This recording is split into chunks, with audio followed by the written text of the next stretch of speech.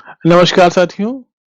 आज का विषय है इनकम टैक्स रिटर्न फाइल करना सीखें। आप सभी लोग इनकम टैक्स रिटर्न फाइल करना सीखना चाहते हैं और वो भी घर बैठे अपने सुविधा के समय में सीखना चाहते हैं, तो हम आपको ये सिखा सकते हैं। इनकम टैक्स फाइल करने से पहले इनकम टैक्स की कुछ मूलभूत जानकारियों को जान लेना आवश्यक है। सबसे पहले हम उन आवश्यक जानकारियों को जानते हैं। आज इसी विषय पे लेके मैंने एक सीरीज बनाई है जिसमें आज सबसे पहला पार्ट इनकम हेड्स यानी आय के स्रोत के बारे में हम बात करेंगे। अगर आप लोग इनकम टैक्स रिटर्न भरना सीखना चाहते हैं तो आप हमसे जुड़ सकते हैं।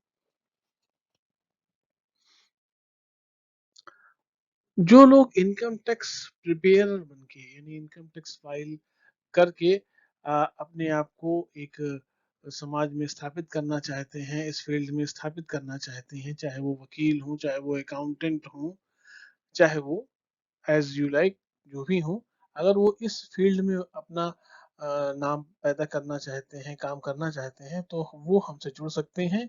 क्योंकि सीख लेने भर से ही सारी समस्या सॉल्व नहीं हो जाती, क्योंकि तमाम तरह की समस्याएं आती रहती हैं। हम उसका सलूशन लेके आए हैं कि आप हमसे जुड़ सकते हैं और आप हमसे लगातार उसका सपोर्ट प्राप्त कर सकते हैं। जो भी समस्या आती है, तरह तरह की समस्या आती है, उन समस्याओं के बारे में आप हमसे परामर्श प्राप्त कर सकते हैं। हमारी संस्था का नाम है एस सिंह कंसल्टेंसी और इसका ये पता आपके सामने शो हो रहा है। उदयदास की गली सुल्तानपुर में यह स्थित है। संस्था का लैंडलाइन नंबर, मोबाइल नंबर और ईमेल एड्रेस आपके सामने है। आप इसको देख सकते हैं। आगे हम बात शुरू करते हैं।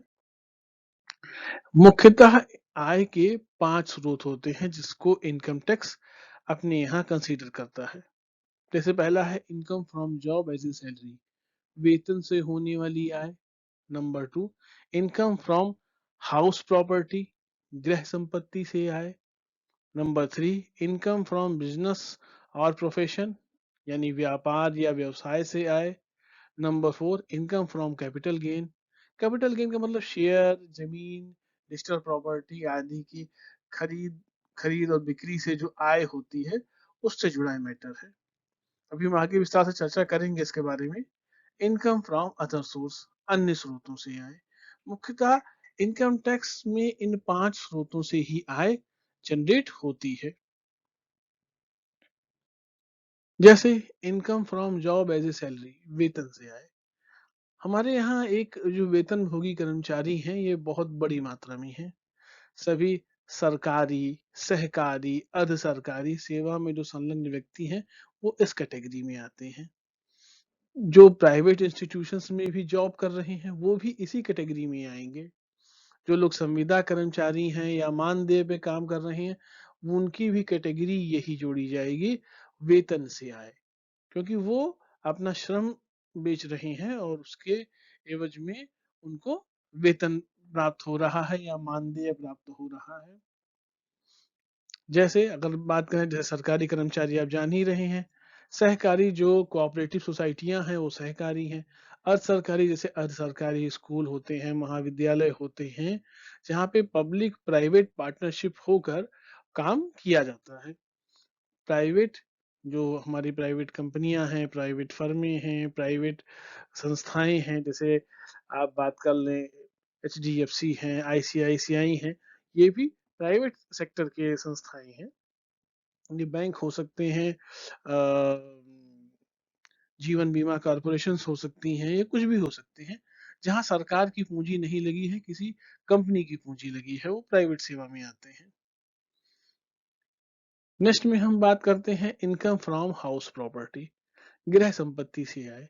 कुछ लोग ऐसे होते हैं जो जिन्होंने जमीनों से आय होती है, जो घर किराए पे देते हैं और जिससे उनसे किराया वसूलते हैं। आपने देखा होगा लोग बड़े बड़े हॉस्टल्स बनवा देते हैं, वहां से उनको इनकम होती है, तो वो इस कैटेगरी में आते हैं। Income from business and profession, व्यापार या व्यवसाय से आए। पहले बात समझिए व्यापार क्या है और व्यवसाय क्या है। जब आप सामान कोई खरीदते हैं और उसको लाके बेचते हैं, तो वो व्यापार हुआ। यानी आप उसके ट्रेडर हुए, आप ट्रेडिंग कर रहे हैं या आप मैन्युफैक्चरिंग कर रहे हैं। जैसे मान लीजिए कि आप कपड़े का कारखाना लगाते हैं या कागज का कारखाना लगाते हैं, तो आप इंडस्ट्रियलिस्ट हुए। वो भी व्यापार में ही गिना जाएगा। और बहुत सी दुकानें हैं जो सामान बेच रही हैं, वो ट्रेडिंग कर रही हैं, लेकिन वो भी गिना व्यापार में ही जाएगा। और व्यवसाय से आए व्यवसाय से आए जैसे कि डॉक्टर्स हो गए, इंजीनियर्स हो गए, अकाउंटेंट्स हो गए, लॉयर्स हो गए, जो लोग एक पेशा करते हैं, वो इस कैटेगरी में आते हैं। इसी चीज को बाइफरकेट अलग किया गया है कि व्यवसाय से आय का मतलब है जहां आप अपनी पेशे से आय प्राप्त करते हैं, जहां आप व्यापार नहीं करते, जहां आप जॉब नहीं करते, जहां आप अपना स्वरोजगार करते हैं। जैसे समझिए, अगर डॉक्टर किसी अस्पताल में नौकरी कर रहा है, तो वो वेतनभोगी कर्मचारी हुआ। लेकिन डॉक्टर अगर प्राइवेट क्लिनिक अपना चला रहा है, तो वो वह व्यवसायी हुआ। एक इंजीनियर है, अगर वो किसी संस्था में नौकरी कर रहा है, तो वो वेतनभोगी कर्मचारी हुआ। लेकिन अगर वो बाहर अपना प्राइवेट सेवाएं दे रहा है, तो वह प्रोफेशनल कहा जाएगा। ओके। अब यहाँ बहुत ध्यान से समझिएगा, income from capital gain. Capital gain क्या है? जैसे शेयर, जमीन, डिजिटल प्रॉपर्टी आदि से आय में क्या है? जैसे आप देखते हैं आजकल एसआईपी का चलन है, सिस्टमेटिक इन्वेस्टमेंट प्लान बोला जाता है। इसमें करते क्या है? इसमें क्या है, ये कंपनी होती है जिसमें आप थोड़ा थोड़ा पैसा आपसे लेती है और वो शेयर मार्केट में पैसा लगाते हैं या म्यूचुअल फंड्स में पैसा लगाते हैं, गवर्नमेंट के डिवेंचर्स में पैसा लगाते हैं। तो इन इन सब जगहों से एक आय जनरेट होती है। ये सब डिजिटल एसेट्स होते हैं। तो यहाँ से जो आय आपको हो रही है उस पे आपको टैक्स देना है। तो ये इनकम हो रही है, तो ये इसलिए इसे इनकम फ्रॉम कैपिटल गेन कहते हैं। कैपिटल गेन का मतलब ये हुआ कि मान लीजिए, एक एक उदाहरण देके मैं समझाता हूँ कि मैंने आज जमीन खरीदी और उसको मैं 5 साल अपने पास रखे रहा, और जब जमीन की कीमत बढ़ गई तो मैंने उसको बेच दिया। तो ये कैपिटल गेन के अंतर्गत का मामला आया। यहाँ हमें जो कैपिटल लगाई उसमें हमें प्रॉफिट हुआ। ये अलग बात है कि कैपिटल लॉस भी हो सकता है। आज हमने ज्यादा पे लगा के संपत्ति खरीदी और किन्हीं कारणोंवश संपत्ति हमें घाटे में बेचनी पड़ी। वो एक अलग का मैटर है। उसमें जब हम इस चैप्टर को कायदे से पढ़ेंगे तब हम इसके बारे में बात करेंगे। तो यहाँ ये जान लीजिए कि जमीन की खरीद बिक्री से होने वाली आय, म्यूचुअल फंड हम खरीद रहे हैं बेच रहे हैं, शेयर हम खरीद रहे हैं बेच रहे हैं। अब डिजिटल करेंसी का ऑप्शन आ गया है कि बहुत लोग डिजिटल करेंसी में काम करते हैं, तो ये एक बड़ी इनकम हो गई। इससे होनी इनकम फ्रॉम अदर सोर्स, अन्य स्रोतों से आय। कभी अन्य स्रोतों से भी आय हमको होती है। जैसे हमारी लॉटरी निकल गई, या हम बच्चों को ट्यूशन पढ़ाते हैं, या घुड़सवारी से हमें आय प्राप्त हुई। तो कहने का तात्पर्य यह है कि ऐसी आय जो अन्य 4 सेगमेंट में कवर न हो, जो वेतन से आय न हो, जो हाउस प्रॉपर्टी से आय न हो, जो हमारी बिजनेस या प्रोफेशन से आय न हो, जो कैपिटल गेन से आय न हो। अगर ऐसी कोई अन्य आय है जो इन 4 सेगमेंट में पूरी नहीं होती है, तो उसे हम इनकम फ्रॉम अदर सोर्स में ले सकते हैं। ये भी टैक्सेबल है। इस पे भी जो सरकार की नियम है उसके हिसाब से इस पे भी टैक्स देना पड़ता है। इसके बाद आती है एक एग्जम्प्ट इनकम होती है, जिसमें सरकार इस पे कर नहीं लेती है। जैसे एग्रीकल्चरल इनकम। वैसे एग्रीकल्चरल पे टैक्स है, लेकिन अगर कृषि आय अधिकतम 5,000 तक है तो वह कर मुक्त आय होती है। रिटायरमेंट ग्रेजुइटी, जब आदमी 60 साल की सेवा के बाद रिटायर होता है, तो सरकार की तरफ से या प्राइवेट कंपनियों की तरफ से उसे ग्रेजुइटी मिलती है। इस पर किसी प्रकार का कर नहीं लगता है। सुकन्या समृद्धि खाते में जो भुगतान प्राप्त होता है उस पे भी ये एग्जम्प्ट इनकम मानी जाती है, उस पे किसी प्रकार का कर नहीं दिया जाता है। जो छात्र हैं, अच्छा परफॉर्म करते हैं, उन्हें छात्रवृत्ति मिलती है, उस पर भी किसी प्रकार का कर नहीं लिया जाता है। जीवन बीमा पॉलिसी का जो भुगतान होता है धारा 1010 डी के तहत, उसमें भी किसी प्रकार का कोई भुगतान, कोई भी कर नहीं लिया जाता है।